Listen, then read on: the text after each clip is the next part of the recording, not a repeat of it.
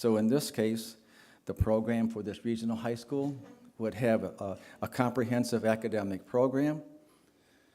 It would provide activities, and it would have its own sports program.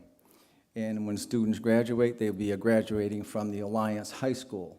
This does mean, again, that there will be a new Board of Education, a new superintendent, and the existing boards would continue. I use the word govern, it really means supervise. There's still K-8 or K-12 districts. In one sense, they still have their opportunity to provide supervision for the K-6 program.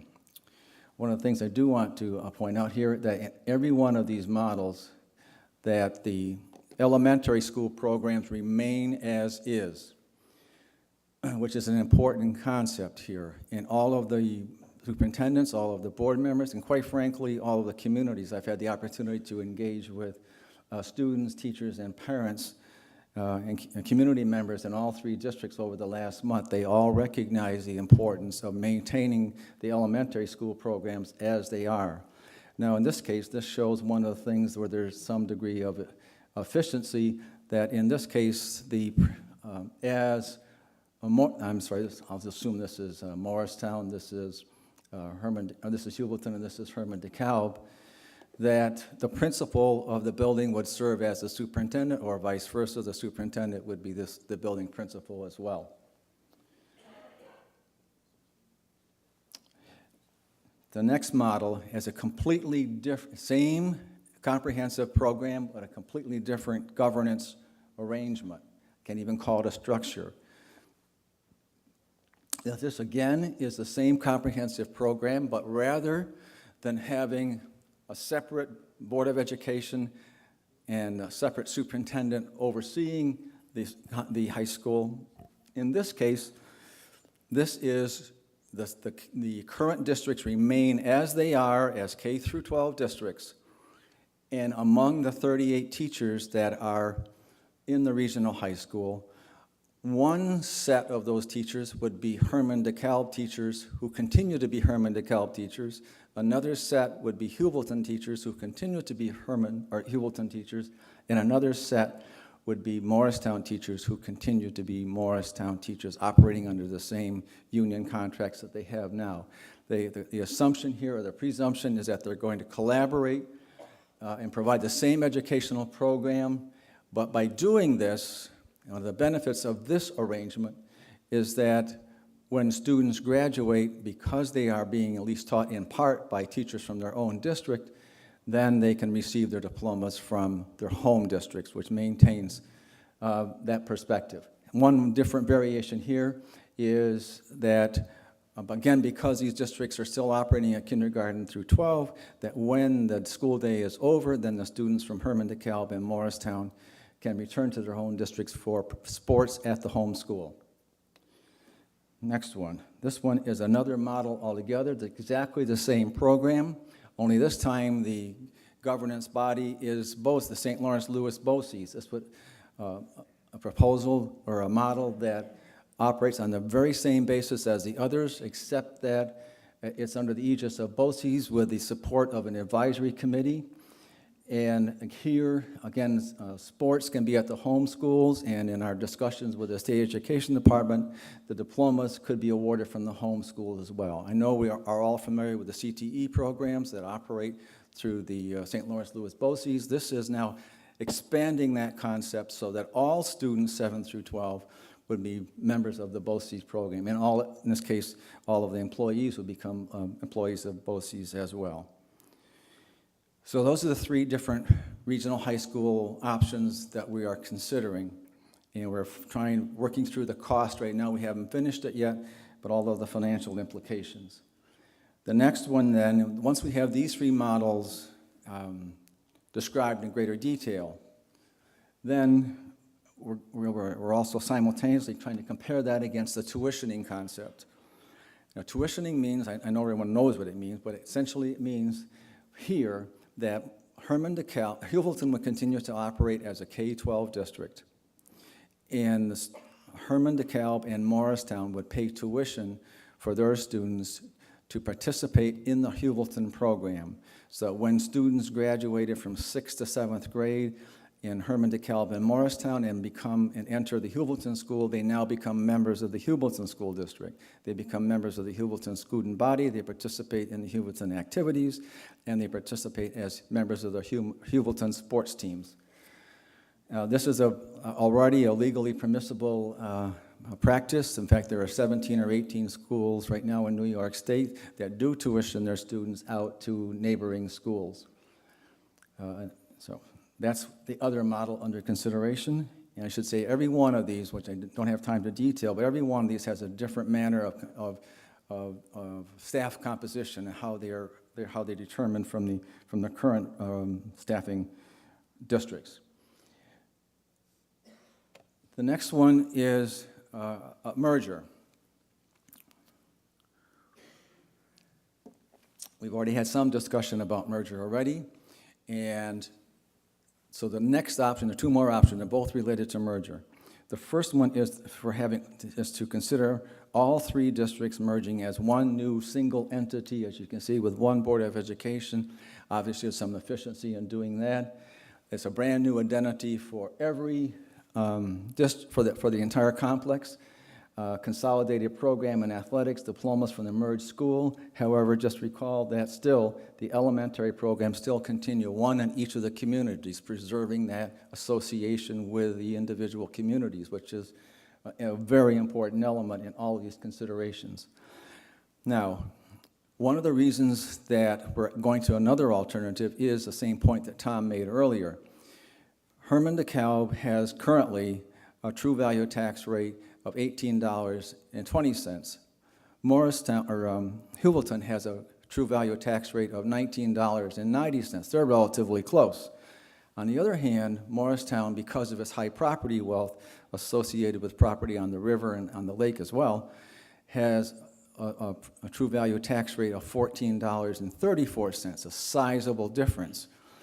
And that does, what does happen in a merger, even when there's incentive aid, the incentive aid is quite large. The incentive aid here, if the three districts were to merge, would be $2.3 million in the first year, and over the 14 years of life of incentive operating aid, they'd receive over $22 million in total.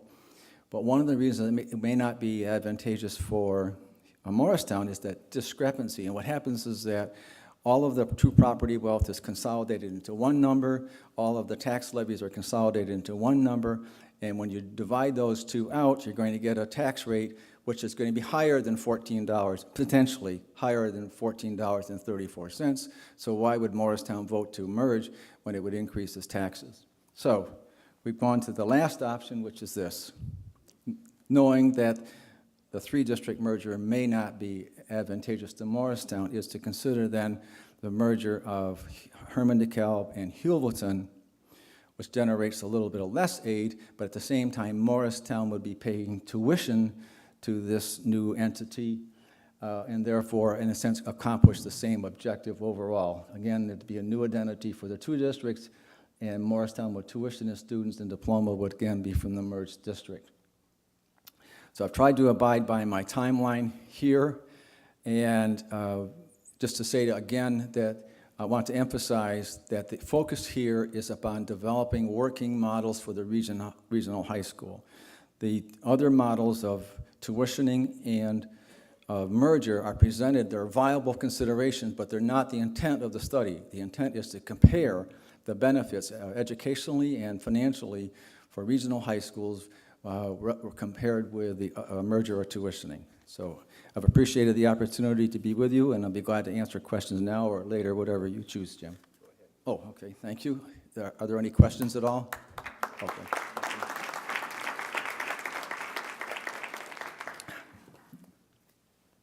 Hi, John. Yes. Is there a limit to how long you can tuition? I vaguely have a recollection of some limit on that. Well, there is a requirement. Yeah, the question is there a time boundary for on a tuitioning basis? Yes. It has to be a minimum of 2 years and a maximum of 5. And clearly, as if someone were into this, when you get to the third year, I'm sure there's a new 5-year contract. It has to be a contract between the two districts, yes. And it has to be approved by the sending district in advance, by the community. It's not a decision that can be made by the Board of Education. It has to be approved by a district vote to tuition students to another district. Yes? I'm still confused on the whole taxing issue. Okay. So there are other overarching units of government that spread across multiple local levels of government. They apportion the costs based upon the proportion of the taxable value within the taxing jurisdiction. So there are school districts that are in multiple towns. The total valuation of the property is determined, and the percentage share is apportioned to each town. There can be different rates within a school district by the town in which you live. Yes. But in this scenario, none of the scenarios you're describing, does that appear to be a possibility? Is that a unique facet of merging districts that you can't do that? Well, that's an excellent question, and let me try to give a succinct answer which addresses the point. All of these comparisons right now are based upon what's called true value tax rates. And you're right. In actuality, your taxes you pay at home is paid upon your assessed value. And that does cause the different variations among them. So potentially it might be possible for one of, say there are 5 townships that have portions of their towns in that school district. It might be possible that one will be benefited. But in general, not in general, I should say that there's only one true value tax rate. And it is possible that that true value tax rate would be higher than, in this case, Morristown. And so that on average, and let's say it's say it's a 5% difference, then on average, the taxpayers in Morristown, on average, would pay 5% more in their taxes. Now, some of them may pay 10, and some may pay less. That's a possibility. But there's an underlying problem Okay. that's longstanding in New York State, and it's certainly been an issue that's been raised in St. Lawrence County, which is the fact we have multiple assessing districts as well. Yes, right. And so there may be unequal treatment, taxing jurisdiction to taxing jurisdiction, with how, we'll call it a $100,000 home gets assessed. And if anything, pushing this type of scenario would then, it seems to me, accelerate the discussion on equalized assessment or some other basis of assessment than community to community. I think that's been a big part of the disparity equation all along. Yeah, I can tell from your question you know about equalization rates. Those are supposed to account for that. But clearly, this is a much simpler discussion if there were 100% valuation across the board. Yes, thank you. Good. Thank you very much. Neat. Very, very interesting. I just want to add that I live in Morristown.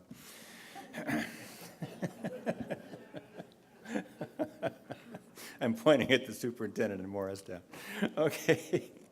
Moving right along, let me introduce Jim Juczak also. It says here he is a member of the South Jeff School Board, but in addition to that, he has all kinds of other operations and opportunities that he makes available.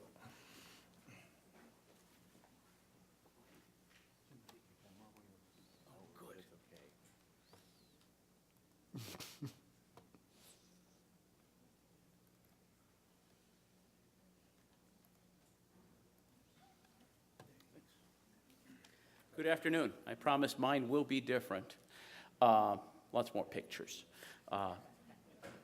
You're going to discover a little bit about me, a little bit how I look at things throughout the course of this little pictorial narrative. My background, spent 25 years in the classroom, mostly teaching shop classes, technology classes, industrial arts, whatever you guys want to term it as, but also taught quite a few other courses. I've taught in numerous classes outside my area, business, home and careers, and German. I have extensive industrial manufacturing and civilian military experience, and an extensive background in renewable energy and sustainability and recycling. And we'll get into how those pertain to our districts and how we can use these to our advantage to lower the costs locally and make the buildings and our districts more sustainable. My adventure a couple of years ago. Long story about how I got there, but I am in Kandahar, southern Afghanistan, teaching sustainability to the U.S. Army and to the local nationals. They liked what I taught. All right, what is sustainability? Living and teaching others to live like we live in a world with finite resources. Planning to use the precious gifts we've been given as if our children and their children matter. Remembering the butterfly effect. One little butterfly can affect a change all over the world. And trying to improve the world rather than taking advantage of it. All right, so I'm taking a more global approach to how we can make the educational system within the North Country work a little better. I practice what I preach. My wife and I founded an intentional community. We have 5 houses with people living in it that were built without mortgage. That is my house. It is built about 80% recycled material. It is not connected to the grid, meaning we make and live with our own power systems. It is heated with renewable energy. These are things that can be shrunk down or scaled up. All right, and I emphasize that. School districts do incredibly stupid things. I was looking around this room earlier. If you were watching me, I was counting light bulbs above you. Above you, you have 144 incandescent light bulbs, which means they have a hot wire in them, 142 of which are working. There are 2 that are burned out at this time because an incandescent light bulb will last between 5,000 and 12,000 hours. I did the math, all right? I took some liberal guesstimates on this room. But the electricity cost for these incandescent light bulbs, which are only 5% efficient, which means it's your kid running home going, I got a 5 on the math test. Start to think about that, all right? And then you could switch them up to compact fluorescents, which are an environmental disaster, in my opinion, or you could switch them to LEDs. Ooh, LEDs are expensive. The cost to change this room over, including the custodial cost to get in here with a lift, change all the bulbs out, and pay for the first year's worth of energy is around $3,000. By the way, if they're using this building, this room, 16 hours a day, 200 days a year, they're spending over $5,000 in electrical costs just for this room. Don't get me started on the picky stuff, because I can look at exit signs that are lit 24/7 that are costing this campus a huge amount of money if they have either fluorescent lights or incandescent lights in them. I can look at emergency lighting that has a trickle charge to it with no smart charger in it that's costing this school plenty of money. I can see the gaps and sunlight through both of the solid fire doors with alarms on them. You can see the outside. And I can see single pane glass still in here. This is the state of a lot of our school district buildings. They were built in an era of cheap energy. Look how far north we are. You have to remember, I was born in Brooklyn and grew up on Long Island. I moved when I was 17, so look at the fish down below. Look at the distance I traveled. I love it up here. You couldn't triple what I made as my top salary and convince me to move back to Mineola. It's just not going to happen. So there's a whole lot of things we can look at here. So we have resources, we have space. Let's use that to our advantage in a sustainable way. All right, the North Country public school system in my area, and I had to add that because all of a sudden I realized I was trying to gather facts on way too large of an area and way too small of a time, consists of 18 public schools in a BOCES district. All right, the smallest we have is Indian Lake with 28 students, and the largest is Indian River with just under 5,000 students. That's 26,000 in just my 18-school area. In reality, those 6 counties comprising the North Country are 64, give or take, depending on how I read the chart, school districts that we are worried about being sustainable, able to sustain themselves one way or another so that the kids get a good education. Scary chart. This is where I start to cover some of the stuff in there. If you look at the North Country, all right, by, let's see, we are approaching within 2 years, 25% of North Country schools not offering